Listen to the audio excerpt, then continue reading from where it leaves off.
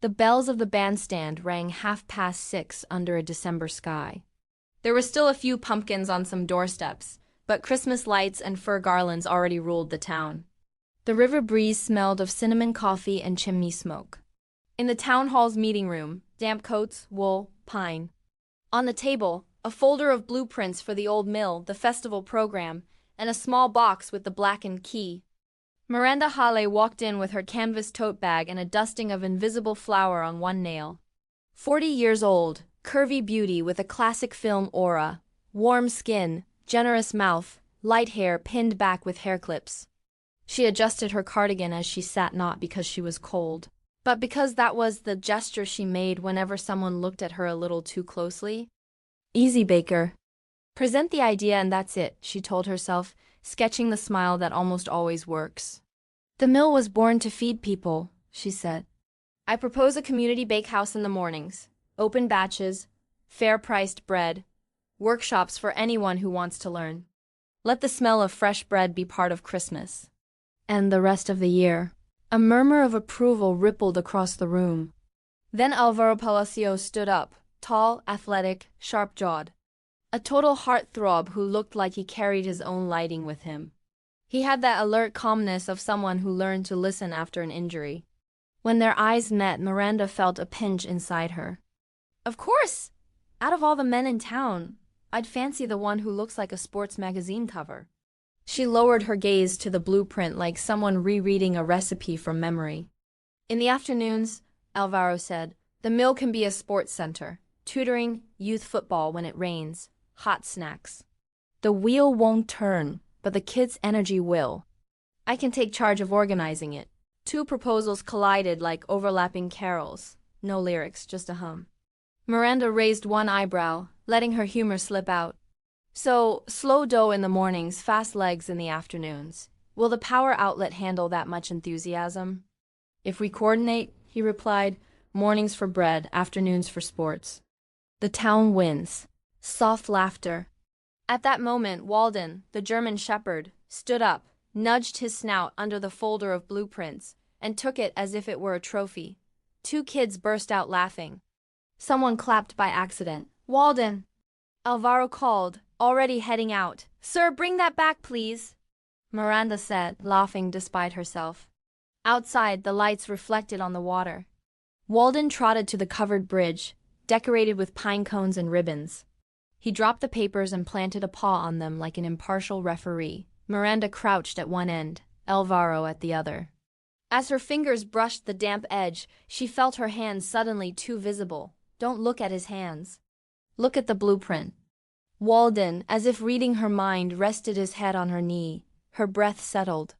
I'll make you a bet, Miranda said, sparkling to disguise the tremor in her voice. If I teach you how to braid a decent roscón before Christmas Eve, you give me 2 afternoons for sourdough workshops. And if I get you to give a talk to my kids, he smiled, and you beat them in a round of cone drills, you come and signal the kickoff at Saturday's match. Deal. Deal. They walked back to the meeting room through the scent of pine and hot cocoa. The mayor placed the key on the table. Joint plan. Let Christmas find us organized. Miranda tucked the festival program into her bag. Alvaro approached warm, but keeping a respectful distance. She felt his gaze again and cut it off with gentle irony. Don't get confused. The curvy baker can run if needed. I like the way you handle ideas, he replied. The answer drew an incredulous laugh from her. Relax, Miranda. Men like him go for magazine cover people, she told herself. Still, something in his voice didn't sound like an empty compliment. Then a boy burst in from the square, scarf crooked, cheeks bright from the cold. Miranda, Alvaro. The river's rising and the mill's sluice gates are stuck. They say if we don't open them now, the water will flood the storage room. The bells seemed to beat faster inside both their chests.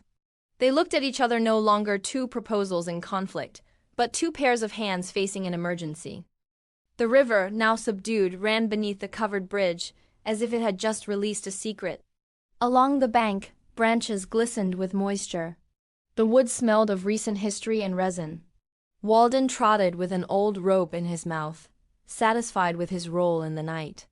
We saved it, Miranda said, putting away the flashlight. At least for today. The mill's key jingled as Alvaro shut the padlock. Their breath mingled in the cold air.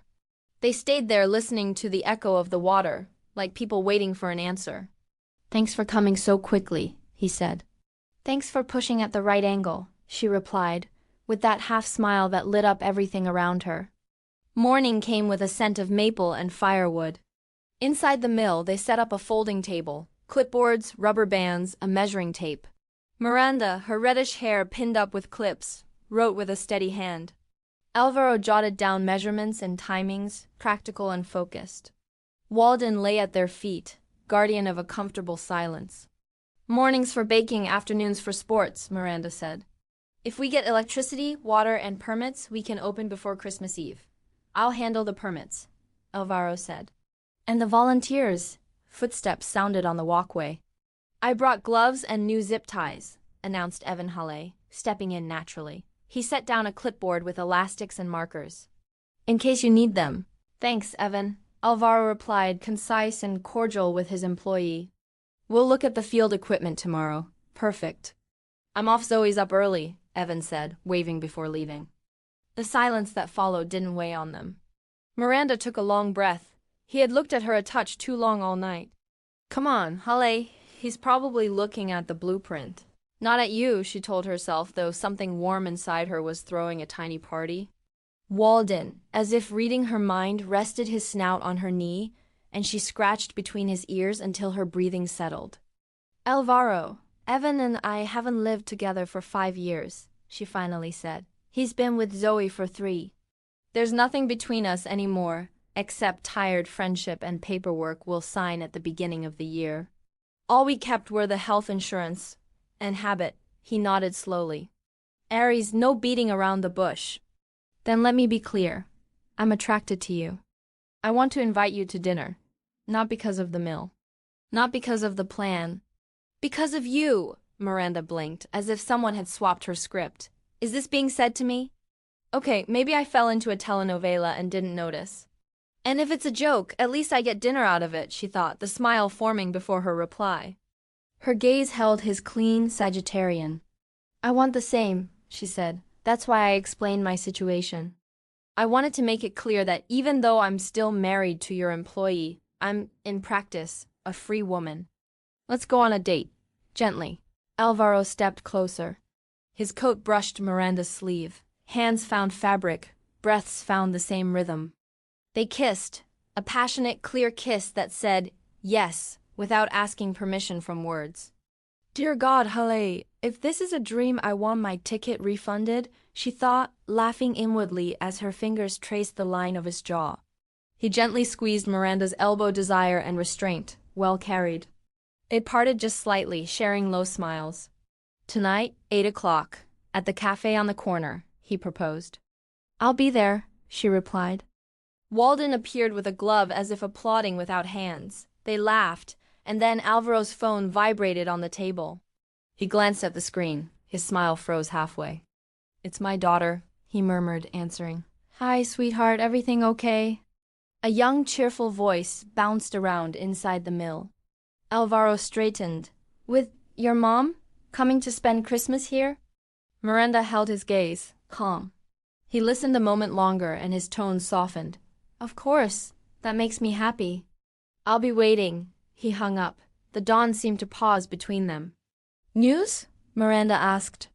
"They're coming to spend the holidays with me. My kids and their mother. I'm really happy. But it might change our plans." The town's lights, still on, reflected in the water like an uneasy promise. Walden perked up his ears. Alvaro met Miranda's eyes with concern, and the thrill of a perfect dinner hovered between them like a date that would need more than one Christmas miracle. Cafla Casa Vieja smelled of warm butter and freshly ground coffee. In the large windows, Christmas lights framed the street with a soft glow. On the wooden table, 2 plates of nougat cheesecake with caramelized almonds. The star dessert Miranda baked for the cafechon like a promise of a happy ending. Nearby were the crumbs of the starters, French onion soup with that morning's bread, and the main course, red wine beef stew with carrots and thyme. Everything tasted like winter and home. "I never get tired of this cake," Alvaro said, setting down his spoon. It has that festive touch, without being too sweet. That's the trick with Torin, Miranda smiled. If you overdo it, it kills the rest. If you treat it gently, it pays you back. Alvaro held her gaze a second longer than necessary. Easy, Hale, it's the cake, not you, Miranda told herself with humor, though something inside her still clapped. Did I ever tell you why I ended up here 3 years ago? He asked, turning the cup in his hands. Just that you saw an opening for a coach, she said. I'm missing the details. Alvaro drew a deep breath. An injury changed my life in the last stretch of the season. I'd been pushing too hard and, well, you know the rest? Surgery, rehab, the spotlight fading. He shrugged with a humble smile. My ex faded with it. She loved the spotlight, and when it stopped shining on me, she stopped seeing me the same way. It wasn't sudden, but you could feel it. You can tell when someone's no longer there for you, Miranda said softly. When the opening in this town came up, everything sounded like a second beginning. Smaller, more real. We talked about moving nearby for the kids, and at first she agreed. Then she met another player big star, lots of press. And she told me she wasn't coming anymore, so I arrived alone. He laughed without humor. I do what I can to see my kids, but there aren't enough days to be in 2 places at once. Miranda held her cup as if the warmth could travel up into her voice. I'm sorry, she said. It sounds like much more than a torn knee. You don't need to be sorry, Alvaro said, sincere. It feels good to talk about it. And with you it's easy. Okay, Hale, breathe normally. Don't melt on the table like butter, she thought, feeling truly seen. I miss my daughter when I get home. Miranda smiled with a proud kind of sadness. Her name's Estella. She's in Oxford on a scholarship.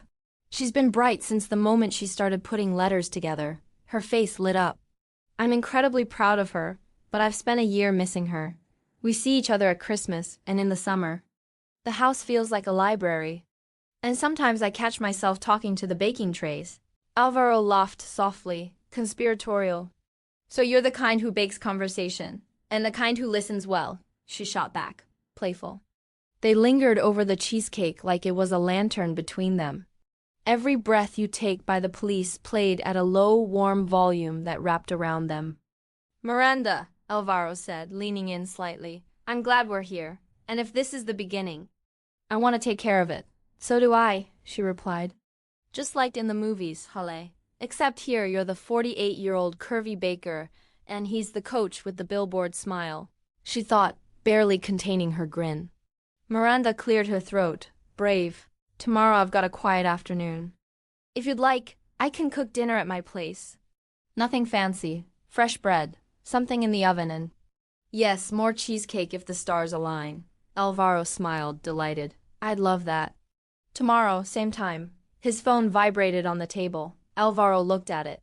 His smile froze halfway. Everything okay? Miranda asked. It's my ex, he said carefully. She's letting me know they're arriving in 3 days with the kids. They want to be settled before the big tree lighting. He lifted his eyes with sincere regret. I'm going to be a bit busy getting the house ready. Could we postpone dinner 1 or 2 days? It's not that I don't want to. It's that I don't want to give you half of a mess. Miranda nodded kindly, tucking the sting away. Of course, your kids come first. I get it. Thank you, he said, relieved. I'll text you tomorrow with a time. Okay, she replied.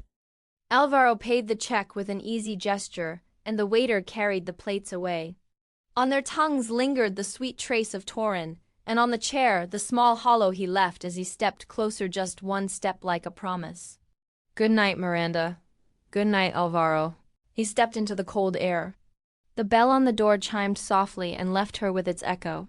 Miranda adjusted her cardigan and, before she could smile to herself, her mind was already racing faster than the cafe music. Of course, Hale, his ex, is probably a goddess with a model's body and a toothpaste ad smile. And here you are, with your age and your curves, thinking you're the poster girl. Maybe the best thing for him is getting back together with her, right? The cafe sign flickered once. Outside, the cold had claws, but inside there was still the warmth of the oven. And a date on pause. Miranda snapped out of her daze and, with reflexes faster than she expected, called out to Alvaro, raising her voice for a moment before speaking again, calm, cheeks flushed. "Would you like to come over for tea?" Miranda's house breathed warm light, 2 candles on the dresser, the fireplace lit, the lingering scent of stew in the air, and freshly baked bread. They had walked back from Café La Casa Vieja unrushed. She, with rehearsed calm, had said, "Would you like to come over for tea?"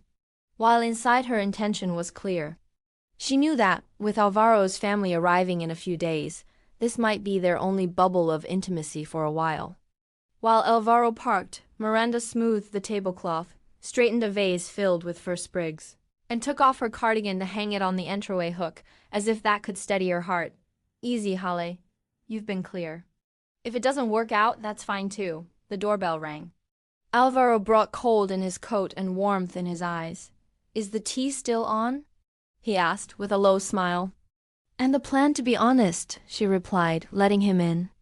On the table, 2 cups, a teapot with cinnamon and orange peel, a plate of warm bread slices with salted butter.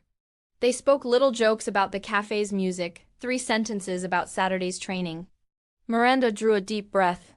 "Alvaro," she said, straightforward, "I'd like to share an intimate moment with you tonight. I want it, but without commitments. 2 adults who like each other and treat each other with respect. If it's not what you want, really, it's okay." He didn't hesitate. "I want that," he answered softly. "And thank you for saying it so clearly." They stood close, just half a meter apart, and it felt like shyness wrapped around them like a cozy blanket, making everything seem more magical. Alvaro reached for Miranda's hand, and when she took it, a spark seemed to light up the air between them. Their first touch was a sweet question, and the second was a gentle, reassuring reply. He leaned in, brushing his lips softly against the corner of her mouth, and for a moment, the world around them faded away. Hands sought fabric, the sleeve of the sweater, the edge of her dress. Their breathing fell into matching rhythm. Alvaro looked at her, asking permission without words. Miranda nodded, sure.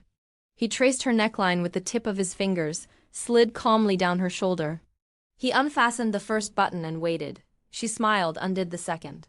They laughed quietly, sharing a tender private joke. The kisses deepened. Miranda placed her hands on his chest, feeling his heartbeat. He pulled her just enough. When she stepped forward, he held her a little closer. The house seemed to shrink to fit them, the friendly creak of the floorboards, the crackle of the firewood, the tea waiting without complaint. Alvaro slid the dress off Miranda's shoulders, careful not to catch her hairpins. His fingers were slow, attentive to every gesture of hers.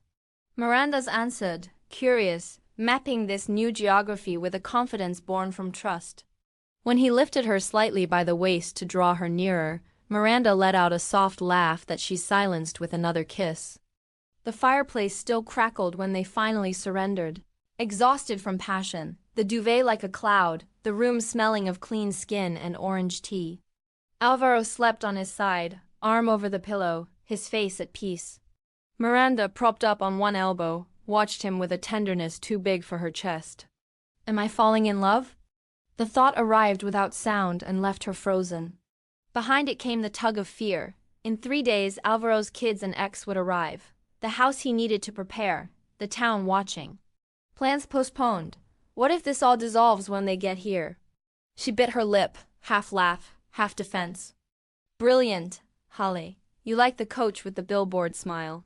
And you go and fall for him right before the chaos. Outstanding. She looked at her curves under the duvet, adjusted her strap with a mixture of modesty and pride. Maybe his ex is a magazine goddess. I'm just me with my years and my curves. And this heart that, apparently, does whatever it wants. Alvaro breathed deeply in his sleep, as if answering without knowing it.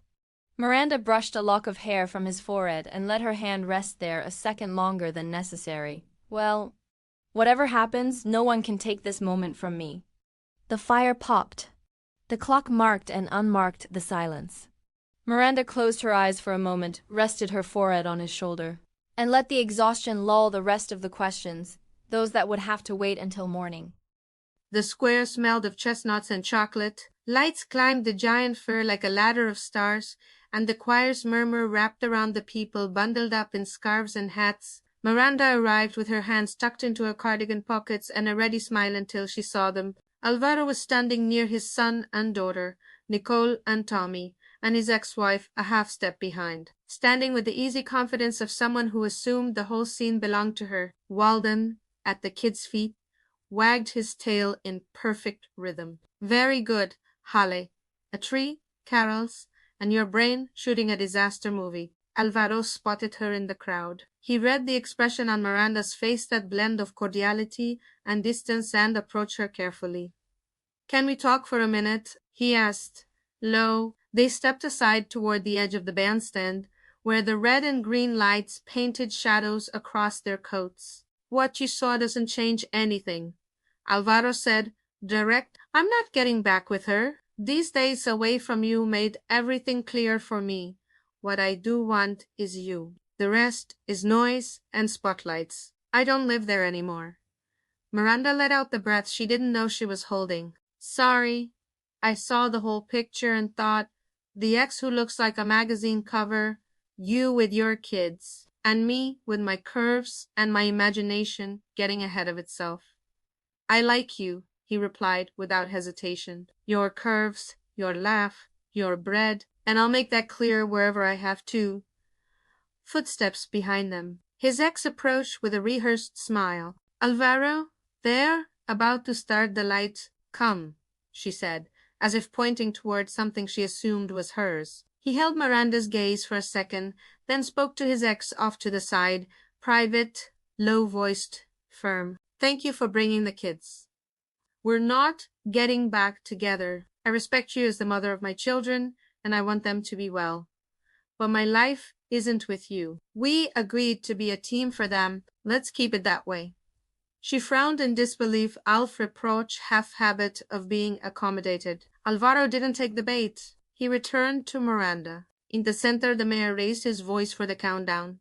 The square vibrated. Alvaro lifted his hand, asking for the microphone for just a moment, and the mayor, who knew half the town by name, handed it over with a smile. "Just a moment," Alvaro said, with the kids beside him and Walden sitting like a gentleman. "I had 2 wishes for tonight.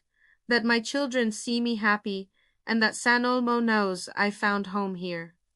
I want to thank everyone who builds this place day by day, and one person in particular who reminded me what it's like to start over with warm bread and patience. Miranda, if you'd like, join me to light the last strings of lights." He crouched to speak to his kids, just loud enough for the first row to hear. "Kids, like we talked at home, Dad is happy, and he wants you to see him doing well." "Okay.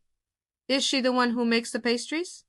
Nicole whispered, fascinated. "And Walden says yes," Tommy added, because the dog, perfectly timed hat, nudged Miranda with his nose. Soft laughter rippled through the front row. Miranda felt warmth rise to her neck, part modesty, part joy. She stepped forward. Alvaro offered her the secondary Susha reed cord with a bow.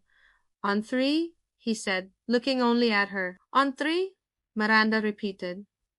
1, 2, 3. The garlands lit up in a cascade, and a collective bow swept across the square. The choir hushed to a whisper, and for a heartbeat all anyone heard was the click of the lights, taking a breath. Miranda and Alvaro stood hand in hand, with the children and Walden completing the perfect picture of a postcard that, for once, didn't hurt. "Okay, Hale, maybe this was meant for you." The mayor took the microphone again. The town applauded. A couple of confetti popped overhead, and someone to the right offered hot chocolate. Alvaro leaned toward Miranda. "Shall we dance, or would you rather go for a walk by the river?" "You pick," she said, laughing. "I'm in full acceptance mode." They took a few steps toward the bridge, away from the crowd. The night felt less cold. Then Miranda's phone vibrated insistently in her pocket. She checked the screen. It was a "Mom, can you talk now? It's urgent." Her chest tightened as if an invisible string pulled her toward Oxford. She felt Alvaro's gaze graze her cheek. "Is everything okay?" "I don't know yet," she said, with a smile that didn't fully land. "Give me a second." She stepped under the shadow of the tree, where the lights cast green patterns on the ground. The town kept celebrating.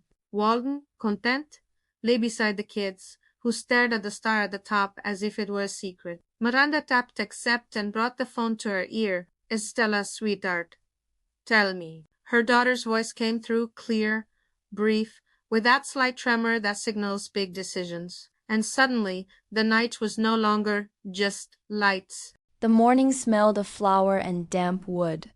In the old mill, the long table was covered with bowls of warm water with yeast, little piles of cinnamon and orange peel, and cards with names written in marker. "Bread team," Miranda announced, wearing a striped apron. Alvaro walked in with Nicole, 10, and Tommy, 8. Walden, obedient, lay down beside the flour sack as if guarding the perimeter. "Today we're making roscón de reyes," Miranda said. "This is magic, flour time. And patient hands." "I already have a name for my dough," Tommy declared. "Tommy Pan Prime. And I want to put a sugar star on mine," Nicole added. "For Mrs. Miranda, call me Miranda, sweetheart," she smiled. "And I'll keep that star right in my heart." Laughing and chatting, they began kneading. Alvaro, standing to one side, followed the rhythm Miranda set with light taps on the table. "Short passes," he joked. "Flour, turn, breathe. That's it," Miranda said. "Bread doesn't rise by shouting. It rises by time." When the doughs were covered with cloths, Miranda nodded toward the side room. Alvaro understood. Nicole and Tommy stayed behind telling terrible jokes to Walden, who raised his eyebrows as if he understood every punchline. In the corridor, the murmur of the water flowed from the canal. "It's about what I talked over with Estella the other night," Miranda said, without beating around the bush. "If the divorce becomes official now because of the economic paperwork changes, she loses her scholarship until the next review. It can be fixed, but in the meantime she loses all the benefits. And she knows that for us it would be heavy."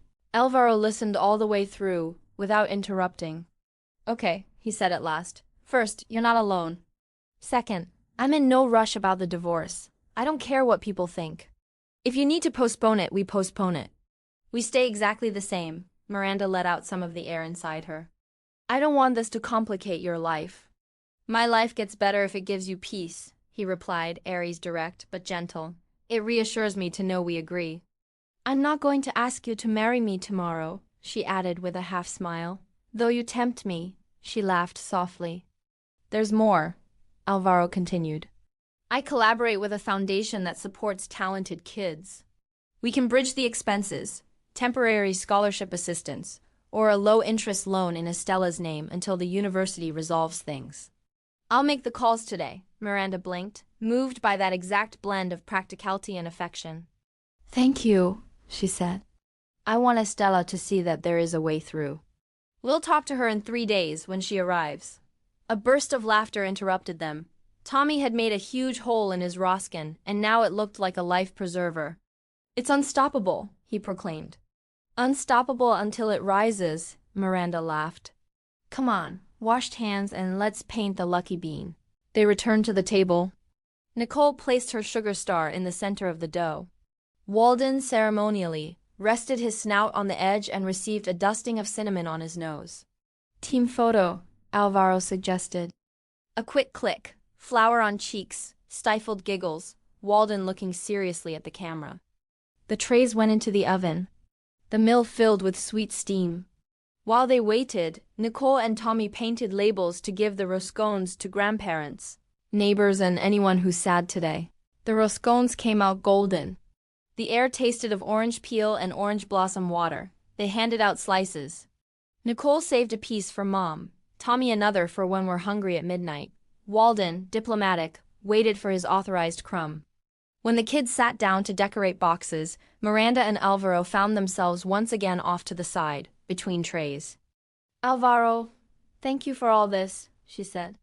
"Sometimes I feel like I'm late for everything, late to loving myself, late to loving well. Late to asking for help." "You're right on time," he replied. "You're here now, and now is what matters." The oven sighed with heat. Outside, a cloud let a beam of sunlight through. Miranda thought of Estella, the paperwork, the tightrope that December had become. "There are 3 paths," Alvaro said, looking her straight in the eyes and speaking softly so no one else heard. 1. We postpone the divorce as long as needed. I've got your back, and that's it. 2. We activate the foundation. Immediate financial support, paperwork underway. And 3. He paused for a second. His eyes were calm, the kind that come with a decision already made. 3. I marry you. Not today, not tomorrow. Whenever you want, if that protects Estela and gives you peace, I'm here. Not because of the paperwork, Miranda. Because I love you, she inhaled. The answer was rising slowly, like patient dough. With the oven still warm, the day still tender, the future waited. For a yes said softly. The mill looked like a carefully tied dream, warm lights crisscrossing the ceiling like domestic constellations. For branches with cream-colored ribbons, jars with candles lined along the windowsill, and a wooden arch dressed in eucalyptus and champagne-colored ribbons. Outside, the river carried a gentle murmur. Inside, the flour rested in sacks as if it too were a guest. On the long table, bread rolls in little baskets with cards that read, "Take one, it brings good luck." The air held undertones of orange and cinnamon, and now and then an echo of laughter. Estela arrived on the arm of her boyfriend, a stunning African-American man with steady eyes and a midnight blue suit. They studied together at Oxford, and their easy chemistry was visible from the doorway. They greeted a few guests already seated by the aisle, with the naturalness of people who are exactly where they want to be. "Amalek," he said, bowing slightly, his smile bright. "I've heard the bread here looks at you and answers back. Only if you speak nicely to it," Miranda replied, laughing. "Welcome to San Omo." Nicole and Tommy dashed between the benches with Walden half a step behind, a proud, patient escort. It became clear if anyone still didn't know that the kids now lived with Alvaro. Their things had a place in his home. Their routines blended into the town, and Alvaro spoke about tomorrow at school, with the ease only given by consecutive days together. Their mother had decided the children would be better off with the stability of their father. She couldn't find room for two little ones in a life of spotlights and hotel rooms. She admitted it without drama, without disguises. Her world was storefronts and noise, not afternoon snacks and homework. Paradoxically, it had been a relief for everyone. The officiant called for silence. The guests turned to the arch. Hand in hand, the bride and groom appeared with nervous smiles. A collective sigh rose when the bride finally appeared. Evan stood at the altar wearing a light suit and looking at peace, while Zoe, very beautiful in a voluminous white dress, loose curls and tiny flowers in her hair, walked toward him. Miranda felt the emotion strike her right in the sternum. Beside her, Alvaro gently squeezed her hand. "You okay?" he asked quietly. "Okay," she said and meant it. The vows were simple, clean, as if they had finally found the right volume to say the things that mattered. Evan spoke of arriving late, but arriving, and of putting the furniture where it was meant to be. Zoe promised a roof and laughter, and the daily habit of asking, "How are you really?" There were toasts with hot cider, a children's choir shaking tambourines out of sync, and a piece of delicious wedding cake baked lovingly by Miranda. Before the first dance, Estela approached Miranda and Alvaro. "Mom, Dad, Alvaro," she said, with her usual mix of humor and solemnity. "Thank you. The paperwork, the letter from the town hall, the bridge scholarship, everything went through. I'm going back to Oxford in January with no gaps." "You worked for it," Miranda replied proudly. "We were just tailwind." Malik gave a thumbs up and whispered, "Honors grade for team bread." Nicole and Tommy copied him with soda bubble laughter. Evening fell in golden hues. On the improvised dance floor, Alvaro danced a slow piece with Nicole. She led, of course.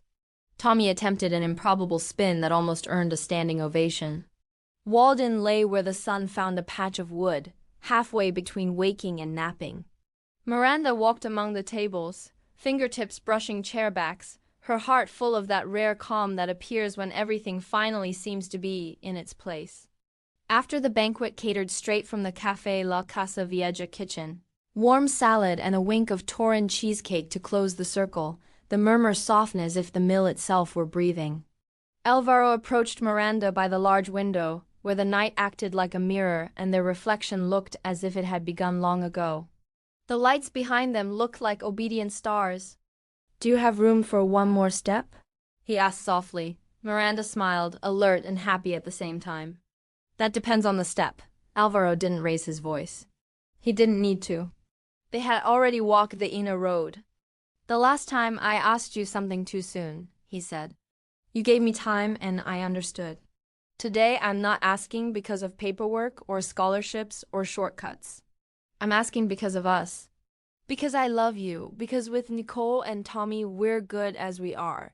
And because with you, all of this, he gestured lightly at everything. The meal, the people, the dancing, the river, feels like home. Miranda looked at him with eyes that kept and weighed. She wanted to joke, wanted to run, wanted to stay. Sagittarius impulse, fear, desire. Alvaro. She began, not knowing whether it was a yes, a not yet, or give me another waltz. Before the world could tilt one way or the other, Evan approached with Zoe on his arm and a genuine smile. Thank you for this, he said sincerely. If someone had told me we'd end up here, I wouldn't have believed it. But look at us, the four toasted short and honest. Estella and Malik joined the circle, with Nicole and Tommy making room. They took a group photo with paper crowns. Walden closed the frame with his tilted one. The music shifted to something slow. Alvaro found Miranda's hand again. I'm not in a hurry, he repeated.